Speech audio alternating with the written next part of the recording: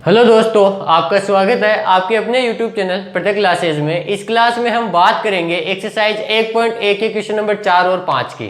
जो question number 3 तक है वो हम अपनी पिछली क्लास में देख चुके हैं, तो यदि आपने वो नहीं देखे तो वहाँ पे जाइए और उनको देखिए।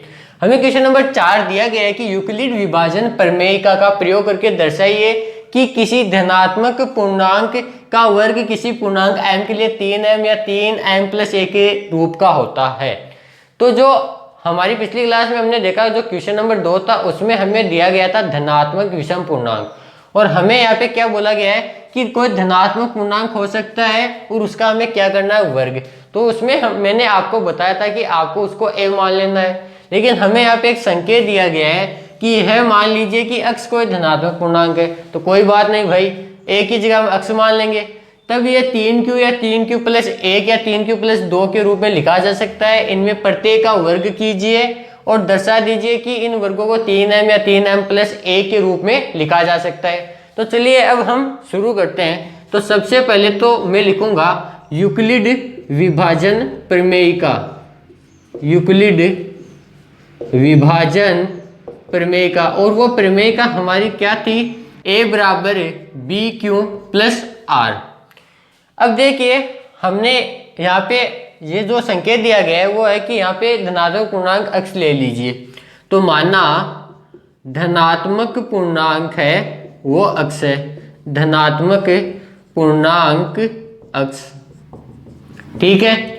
अब इसके बाद में मैंने आपको बताया कि a = bq + r है। इसकी तुलना करने पर हमें क्या प्राप्त हो रहा है, यहाँ से देखिए, जो b है वो 3, तो यहाँ पे लिखेंगे माना जो b की वैल्यू है वो है 3 है। अब इसमें मैं इसको रखूंगा तो देखिए ये बन जाएगा, a की जगह तो हमने x मान लिया, x = b जगह 3q + r। और एक शर्त है कि जो r है वो 0 हो सकता है, और लेकिन 0 से छोटा नहीं होगा, 0 से बड़ा होगा, और b से हमेशा छोटा रहेगा, b से बड़ा नहीं होगा।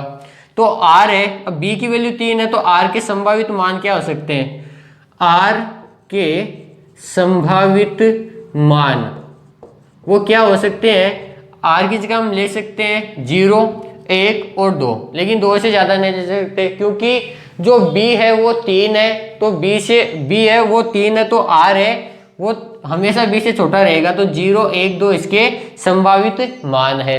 अब ये मान हम यहाँ पे रखेंगे।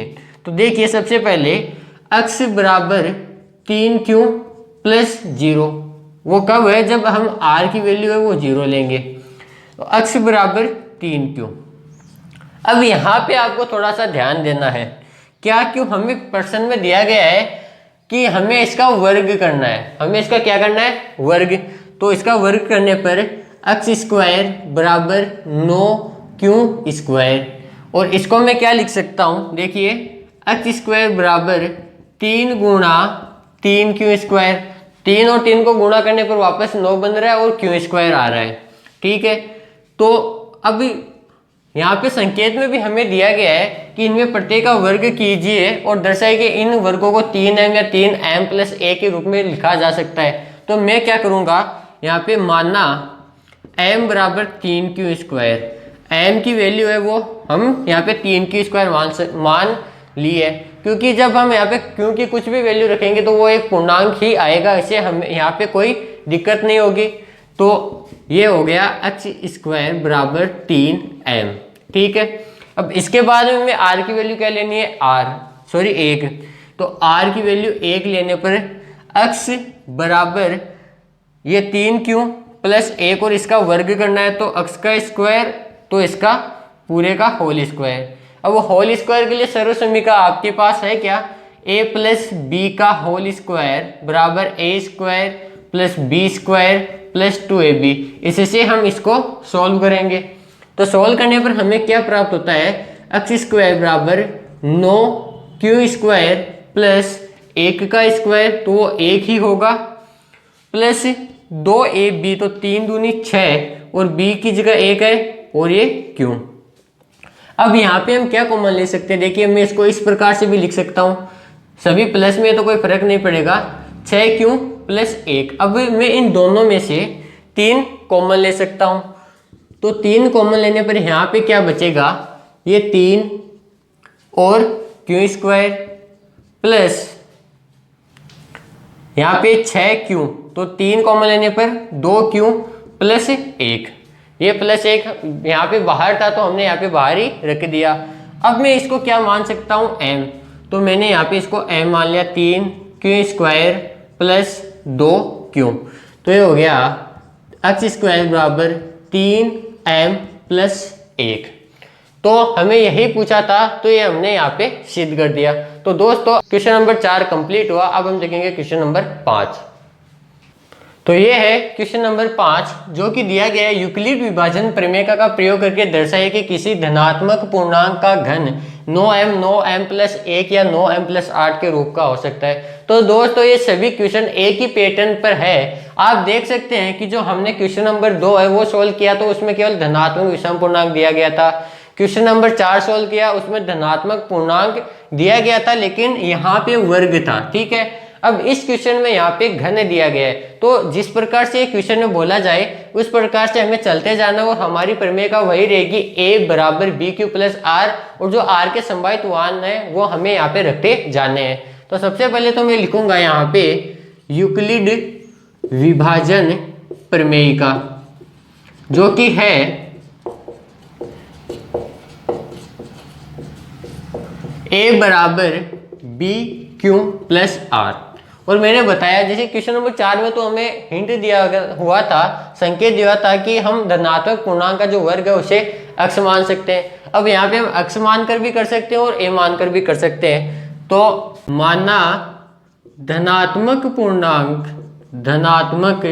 पूर्णांक वो ए है, ठीक है। इसके बाद में जब हम इससे इसकी तुलना करते हैं तो हमारे पास b का मान प्राप्त होता है 9, ठीक है। तो आप अंदाजा लगाइए कि जो r का मान वो क्या होगा, वो होगा b से छोटा। तो b से छोटा हम क्या ले सकते हैं, 0 1 2 3 4 5 6 7 और 8, ठीक है। तो जब हम r तक r की वैल्यू रखकर देखेंगे तो ये क्वेश्चन बहुत लंबा हो जाएगा, हमारी इक्वेशन भी बहुत लंबी हो जाएगी। तो अब हम क्या करेंगे, जो 9 का गुणज होता है 3, उसको यहाँ पे रखने पर भी हमें ये मान प्राप्त हो सकता है। तो आप यहाँ पे मानिएगा कि माना जो b का मान है वो हम यहाँ पे 3 ले रहे हैं, और 3 लेने पर r के जो संभावित मान है, r के संभावित मान वो क्या होंगे,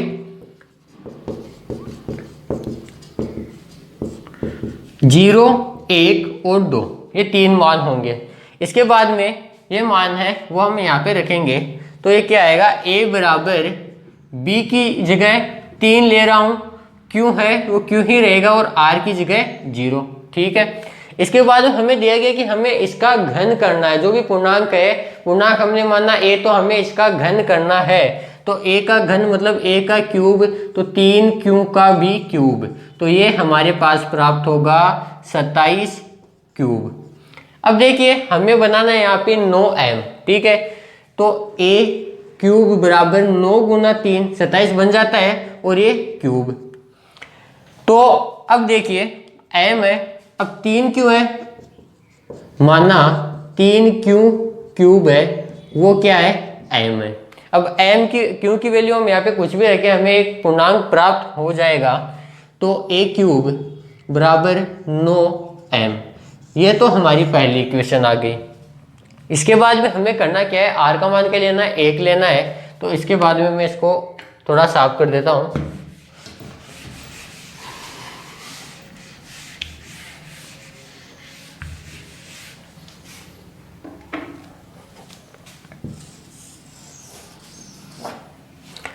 r की वैल्यू अब हम लेंगे यहाँ पे 1, r बराबर 1, वो किस में रखेंगे हम यहाँ पे, तो a बराबर 3q प्लस 1, और हमें क्या करना है, इसका घन करना है। तो a का क्यूब तो इसका होल क्यूब। अब इसके बाद में देखिए जो a प्लस बी का होल क्यूब होता है वो क्या होता है, a का क्यूब प्लस b का cube plus 3a square b plus 3ab square, ठीक है। तो इससे हम इसको सोल्व करेंगे तो a क्यूब बराबर हमें क्या प्राप्त होगा, 9 मतलब 3 का क्यूब करना है तो 27 क्यूब, q का क्यूब प्लस a का क्यूब 1 प्लस 3 गुणा a की जगह है 3 क्यू और उसका स्क्वायर मतलब 9, तो 9 क्यू स्क्वायर तो ये बन गया, 3 से गुना करने पर 27, तो ये आ जाएगा 27 क्यू स्क्वायर। बी की वैल्यू 1 है तो यहाँ पे कोई फर्क नहीं पड़ेगा, प्लस 3 क्यू को 3 से गुणा करने पर 9 क्यू और बी की वैल्यू 1 है, 1 का स्क्वायर 1 और इसको गुणा करने पर हमें यही प्राप्त होगा। अब देखिए मैं यहाँ पे क्या करता हूँ, इस +1 को यहाँ पे लिख देता हूँ, इससे कोई फर्क नहीं पड़ेगा क्योंकि सभी वैल्यू है वो धनात्मक है।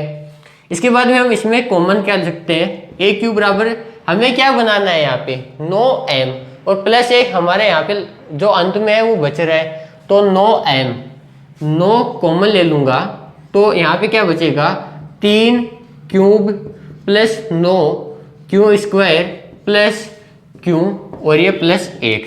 अब हमें करना क्या है, जो भी यहाँ पे वैल्यू है उसको क्या मान लेना है m, ये हमने इसको m मान लिया, तो a क्यूब बराबर क्या आया 9m + 1 जो कि हमारा ये दूसरा इक्वेशन है। अब हमें करना क्या है, r की वैल्यू 2 रखनी है। अब यहाँ पे थोड़ी जगह नहीं है तो मैं इसको साफ कर देता हूँ।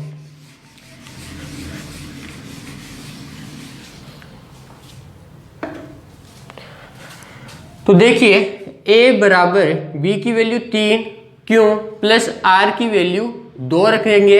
a का क्यूब करना है तो इसका होल क्यूब, और मैंने यहाँ पे आपको सर्व समीकरण बता दी है तो इससे हम इसको सोल्व करेंगे। तो a क्यूब बराबर ये 27 क्यू क्यूब प्लस देखिए 2 का क्यूब है वो 8 होता है, ठीक है, तो मैं इसको यहाँ पे लिख देता हूँ। और जो 20 की वैल्यू है वो क्या आएगी हमारी, देखिए 3 गुणा ये तो हो जाएगा 27, ठीक है, सॉरी 9 क्यू स्क्वायर गुणा b की वैल्यू है 2, तो 3 और 2 को गुणा करने पर 6 6 9 54 क्यू स्क्वायर। इसके बाद में 3ab स्क्वायर, तो a की वैल्यू तो हमारे पास 3 क्यू ही है, तो 3 और 3 को गुणा करने पर 9 क्यू गुणा b का स्क्वायर मतलब 4, तो 9 4 36, तो प्लस 36 क्यू और प्लस b का क्यूब मतलब 8 आ गया। अब हमें यहाँ पे क्या बनाना है, ये 8 तो ये अंत में बच जाएगा, ठीक है। इसके बाद में m, तो 9 कॉमन लेना है, तो 9 और 9 कॉमन लेने पे यहाँ पे ये 3 Q cube plus 6 Q square plus 4 Q plus 8 है। इसमें से हम कोई कॉमन नहीं ले रहे तो इसको हम अंत में लिख देंगे। और इस वैल्यू को हमें क्या मानना है, इसको हमें m मान लेना है, माना कि ये m है। तो हमारे पास अब क्या प्राप्त हुआ, जो धनात्मक पूर्णांक है उसका घन 9m + 8 जो कि हमें सिद्ध करना था। तो दोस्तों क्वेश्चन नंबर 4 और 5 हमने इस क्लास में सोल्व किए और इसी के साथ आपकी एक्सरसाइज 1.1 कंप्लीट होती है। अब हम मिलते हैं एक्सरसाइज 1.2 के साथ, तब तक के लिए थैंक यू।